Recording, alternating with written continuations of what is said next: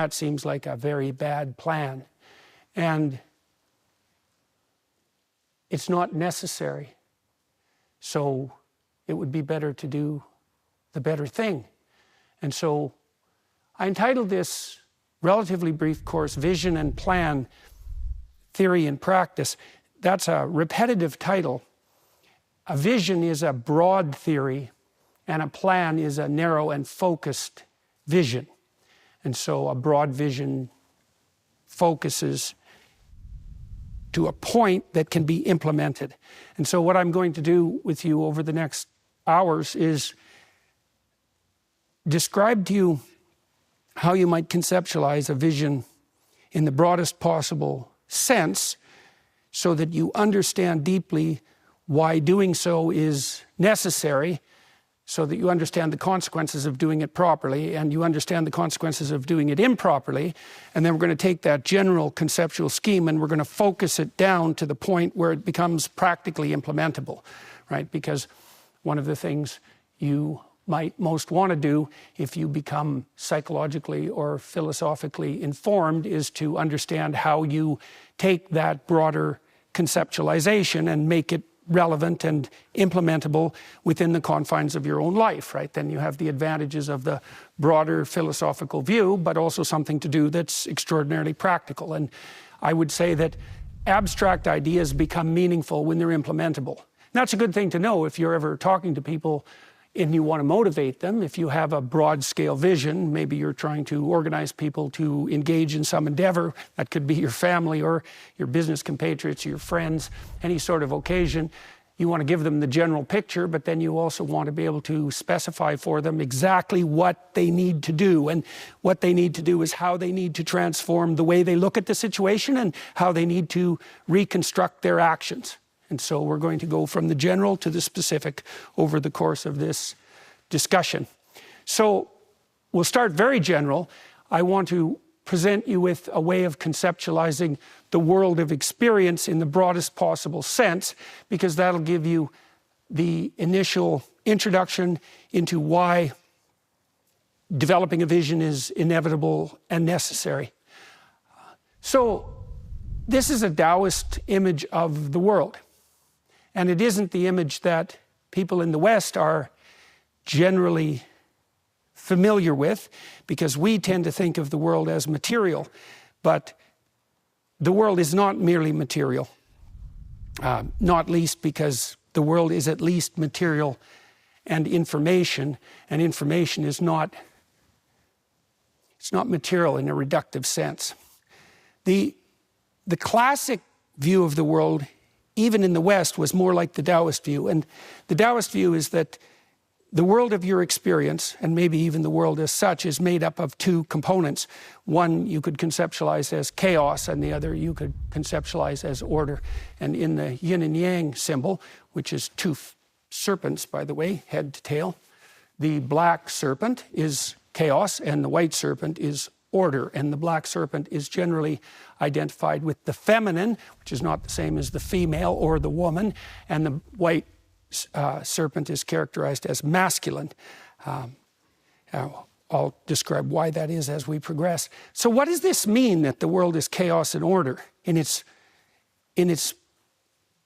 what would you say, initial differentiated conception? You could think of the world of experience as a transcendent unity, and that would be the unity of all things. And then you could think of that unity as falling into pieces.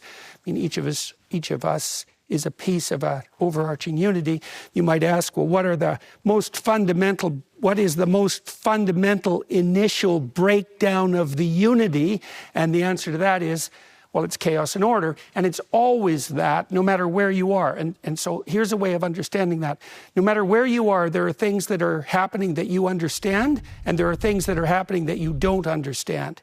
Okay, and the things that you understand, that's order, that's the domain of order. And the things that you don't understand, that transcend your understanding, that's the domain of chaos. And chaos is also the domain of potential, because in the things you don't understand is the possibility of new knowledge. Right? New ways of conceptualizing the world and new discoveries about your own nature, right? And so you can be terrified of the things that you don't understand and that you don't know, and you can see why that might be, because they can undermine you. But by the same token, in the domain of things you don't understand is all the potential of the world, right? So one of the things that you might think about deeply is what would be a good rule of thumb attitude to have towards the things you don't know.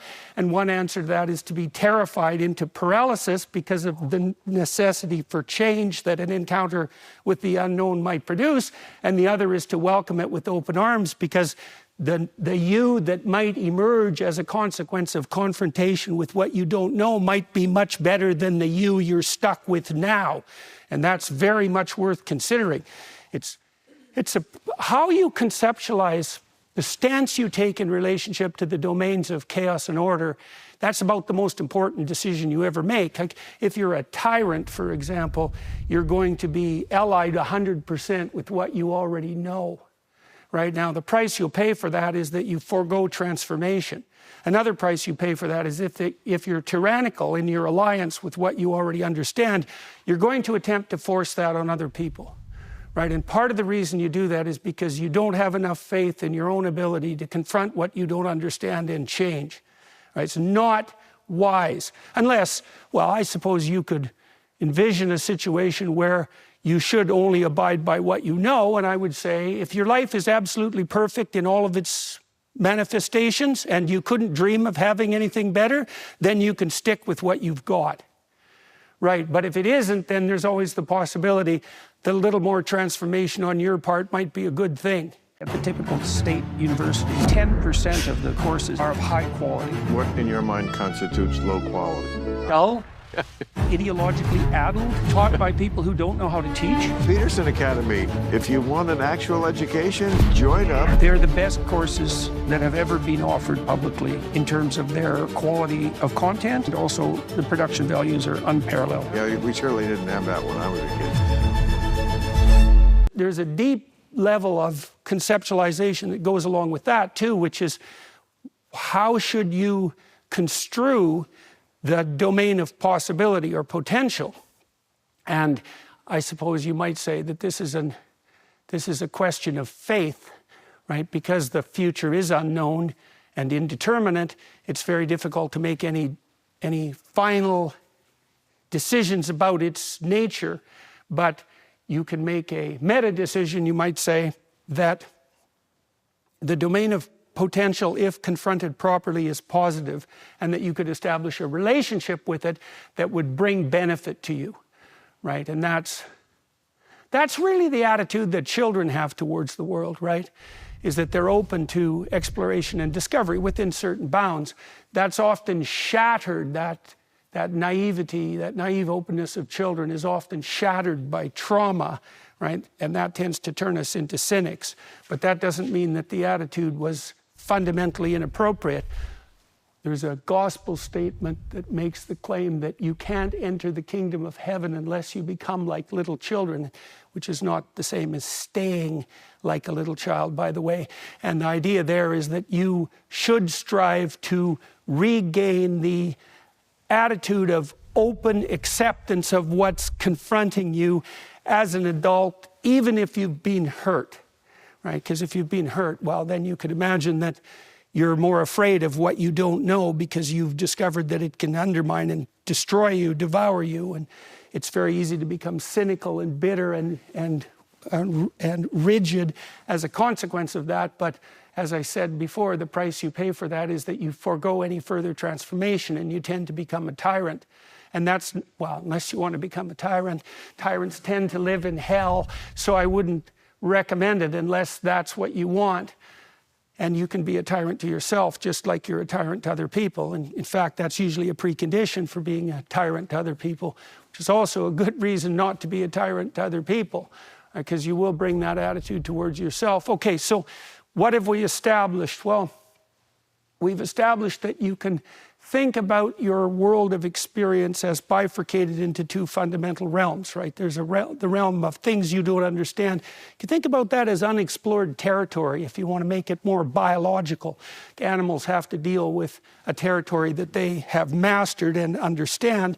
That's their home territory. And they have to deal with territories where the predators lurk, let's say, and animals tend to stick to their home territory because that's explored, and they tend to be afraid of their unexplored territory because that's where they can be destroyed. And so this notion, this metaphysical notion that experience is characterized by chaos and order, is also a notion that can align with a materialistic view of the world and the psyche as a biological phenomenon. Your nervous system is set up really to respond with security when you're in the territory that you understand, and to respond with first fear and then curiosity when you encounter the territory you don't understand. Now, for animals, that territory tends to be more specifically geographical, right? Because like a wolf pack will have its territory, or any given animal will have its physical territory.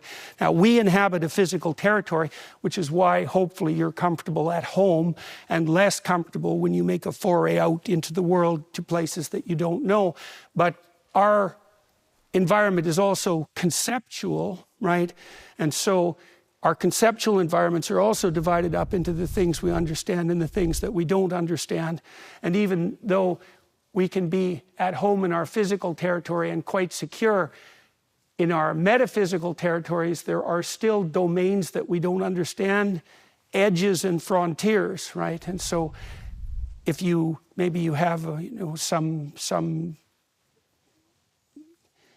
primitive understanding of physics, but you could certainly appreciate very rapidly that there are physical theories developed by sophisticated physicists that transcend your understanding. And you could imagine that there's also a place between your understanding and those more sophisticated theories where you can almost understand. And you could imagine standing on that edge of almost understanding and being curious and intrigued and enticed by the possibility that you might expand your knowledge. Well, you're surrounded by a metaphysical territory, a multidimensional metaphysical territory made of all these different domains of knowledge, and you have some mastery over each of them.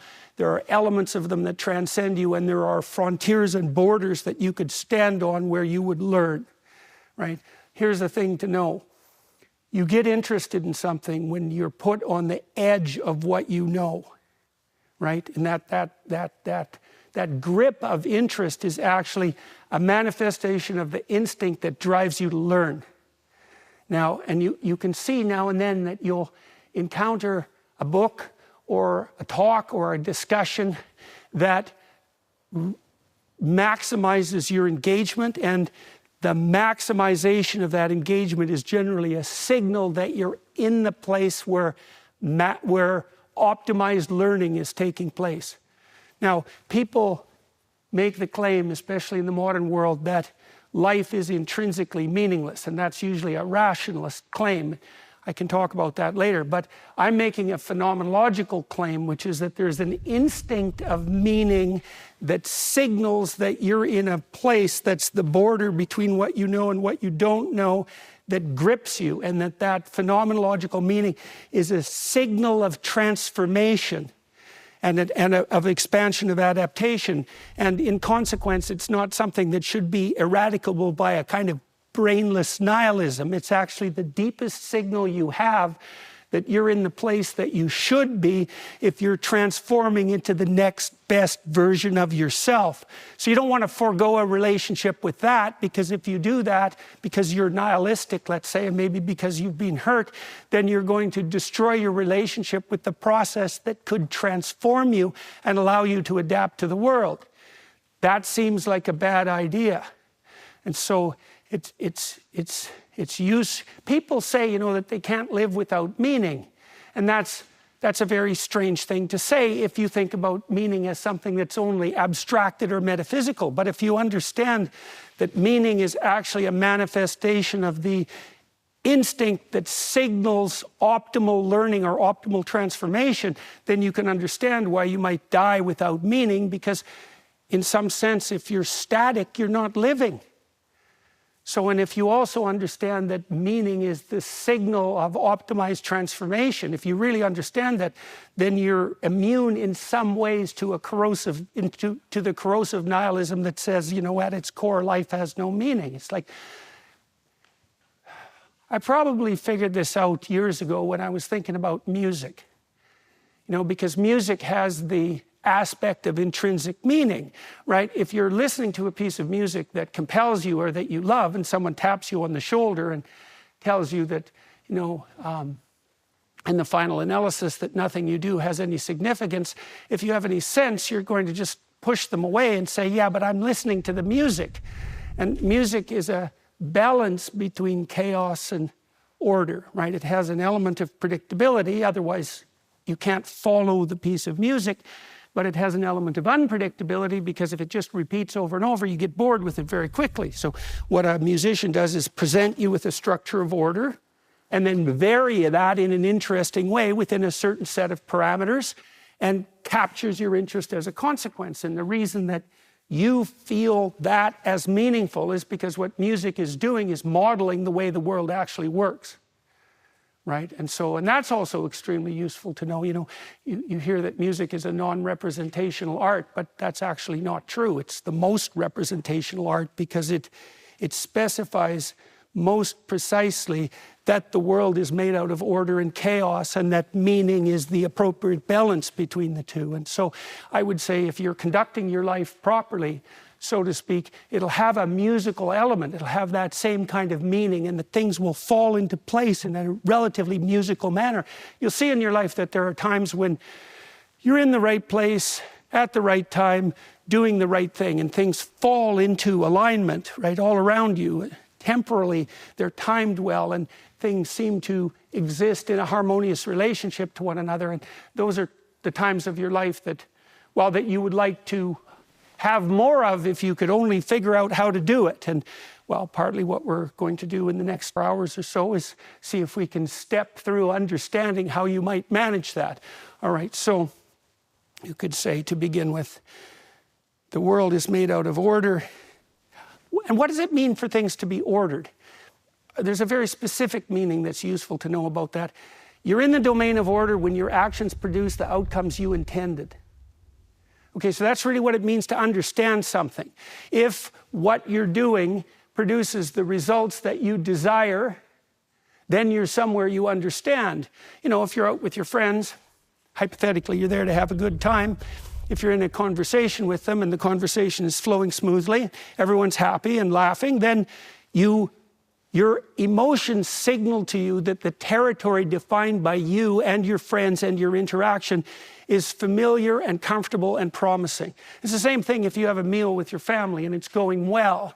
Now, you know, maybe you have a meal with your family at a vacation and someone throws something, you know, untoward on the table, which often happens in family gatherings. Some unresolved issue, right, comes up for one reason or another, like it might habitually. That's the emergence of unexplored territory into the domain of what's predictable and positive. Right? And that produces all sorts of emotional reactions, often negative, especially if it happens involuntarily. Right? So that's another way of starting to understand what it means to see the world in this way. So you have what you understand, which is the domain that you inhabit when your patterns of attention and action are producing the desired outcome, and you have the domain of the unexpected, and then you have the border between them as well. Okay, so that's a good way of conceptualizing the world as such. And my proposition was that you experience the positive meaning that lightens up your life when you're standing on the border between order and chaos. That's the border of optimized transformation. Because you might say you're best situated when you're firmly in the domain of what you understand. That's what people think when they pursue security. But the problem with security is that it has no element of transformation.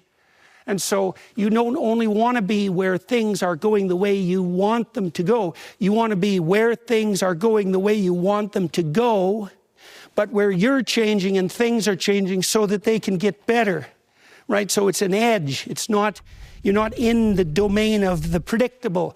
You have one foot in the domain of the predictable and another foot in the domain of the unknown, so that you can make more of yourself while you're sufficiently safe.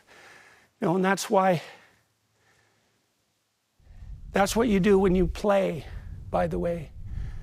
When you play, you manifest a set of skills that you've already mastered. Otherwise, you don't know how to play the game. But you want to play the game on the edge. That's why you pick a partner that, in a play bout, that's a challenge to you, right? Because you might think, well, if you're playing with someone, why not just pick someone that you can beat hands down 100% of the time? And your answer would be, well, that's no fun. And the question about that is, well, why is it no fun if the aim of the game is to win? Why not pick a partner that you can beat 100% of the time? Because then you win. And the answer is, in the pursuit of that narrow, certain victory, you forego the possibility of becoming a better player. Right, okay, so there's a meaning in security, which is that you can predict everything that's going to happen. And there's a meaning in the unknown, which is that you're put off your, what would you say, you're thrown off your feet and you're surprised and threatened and anxious. And then there's a meaning on the border between those, where you're secure enough so that you're stable, but you're transforming enough so that you're moving towards an optimized version of yourself and the world. Okay, so what we're going to do is to detail out the processes by which you develop the vision that enables you to stand on that edge. So that's the plan. All right.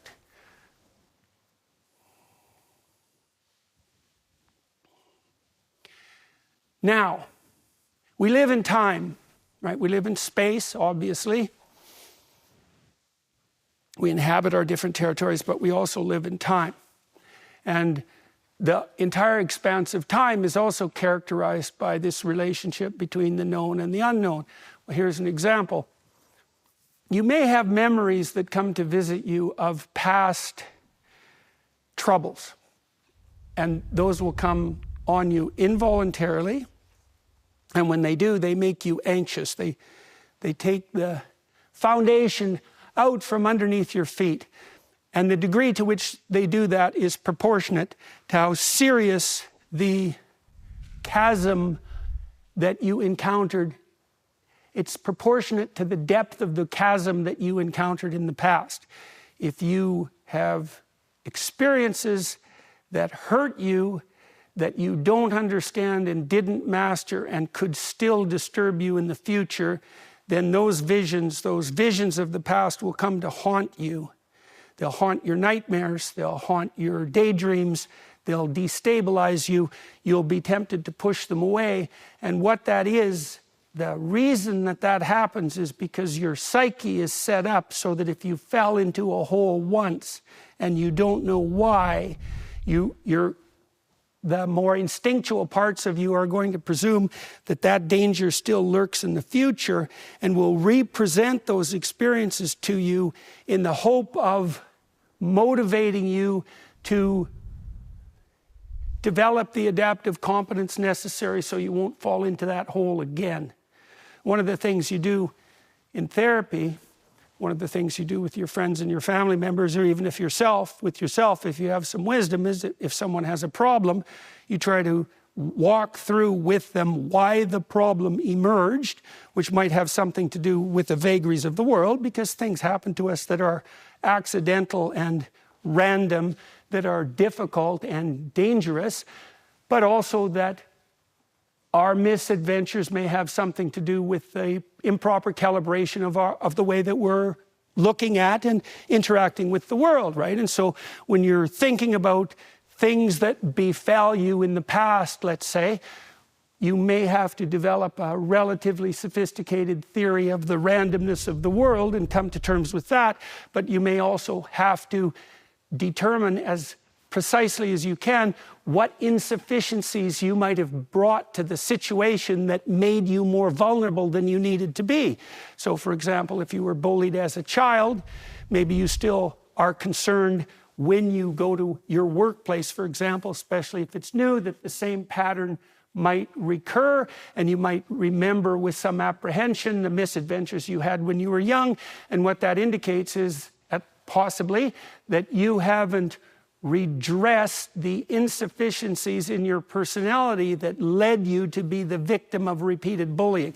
I'll use bullying as an example because one thing we do know is that there is some stability in the probability that a given child will be a bully or be a victim of bullies. And so I'm not trying to blame the victim of a bully for the fact that that happens. I'm just saying that if negative things have befallen you in the past, it's wisdom to determine what it is that you might be doing wrong that's opening yourself up to the possibility that those sorts of things will happen to you. And I would say if you're characterized by patterns of negative events, then it's reasonably probable that you're bringing something to the situation, right? If it happens to you once, well, it's random. And maybe if it happens to you twice, it's random. But if you have the same sort of relationship with an intimate partner 3 times, it's you, right? And that's